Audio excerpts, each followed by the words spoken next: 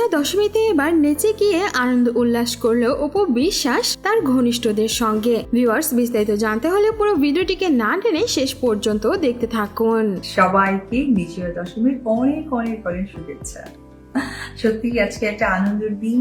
আজকে দুর্গাপূজার শেষ দিন, আর বরাবরের মতোই এবার বিজয়া দশমীতে নেচে গিয়ে আনন্দ হই হুল্লোড় করলো অপু বিশ্বাস।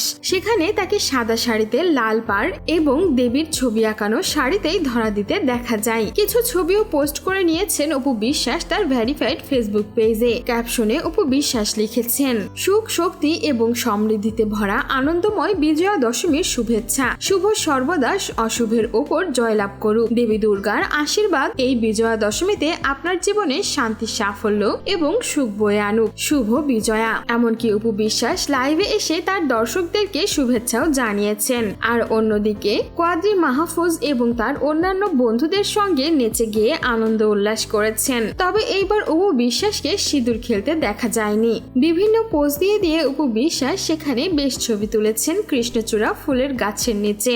এমনকি নিজের পার্লারের জন্য বেশ কিছু অফারও দিয়েছেন তিনি তার কাস্টমারদের জন্য। সেখান থেকেও তিনি লাইভে এসে সবাইকে এই ঘোষণা দেন। অনেকেই অপু বিশ্বাসের এই লুক দেখে তাকে বেশ ভালোবাসা দিয়েছেন। কেউ লিখেছেন, আপনাকে অপূর্ব সুন্দর লাগছে, রীতিমতো আমি একজন ভক্ত আপনার। অন্য আরেকজন লিখেছেন, ভালোবাসার মানুষকে জন্মদিনের আগাম শুভেচ্ছা।